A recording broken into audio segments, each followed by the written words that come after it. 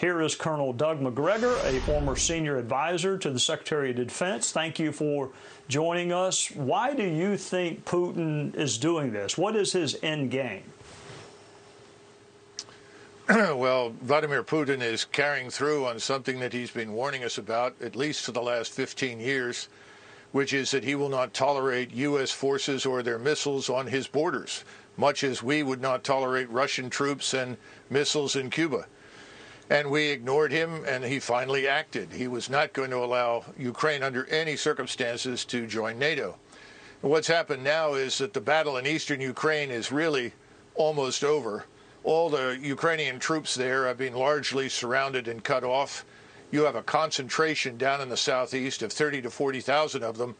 And if they don't surrender within the next 24 hours, I suspect that the Russians will ultimately annihilate them. That's why Zelensky is meeting with Putin's representatives right now. The game is over.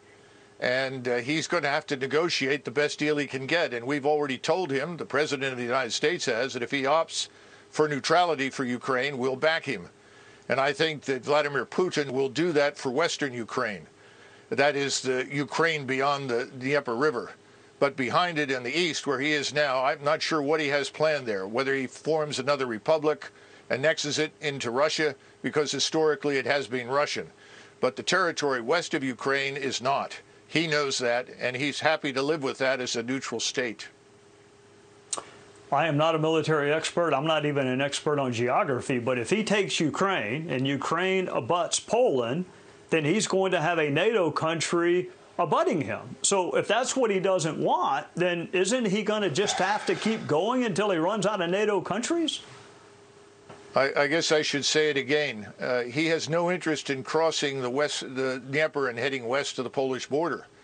I think you're going to find from these negotiations he's quite willing to neutralize that territory on the Austrian or the Finnish model. Right now, Russia already touches Estonia and part of Latvia. White Russia, of course, touches Lithuania. He's not interested in going to war with us, and he has an army that's too small for that purpose. And he knows it. His economy is smaller than that of South Korea's. So this is not something that he's looking for. We are imputing to him things that he does not want to do in our usual effort to demonize him and his country. We need to remember that Ukraine is fourth from the bottom of 158 countries in the world as corrupt. Russia is perhaps 3 or 4 places above them.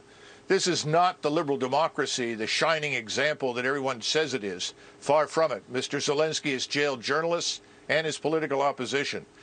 I think we need to stay out of it. The American people think we should stay out of it. The Europeans think we should stay out of it. And we should stop shipping weapons and encouraging Ukrainians to die in what is a hopeless endeavor. So when you say stay out of it, you mean no sanctions, no military aid, just let Russia take the portion of Ukraine they want to take? Yes, absolutely. I see no reason why we should fight with the Russians over something that they have been talking about for years. We simply chose to ignore it. And more important, the population there is indistinguishable from their own. You know, the thing that's so disturbing is that on the one hand, we will not send our forces to fight, but we are urging Ukrainians to die pointlessly in a fight they can't win. We're going to create a far worse humanitarian disaster than anything you've seen thus far if it doesn't stop. Thank you for joining us.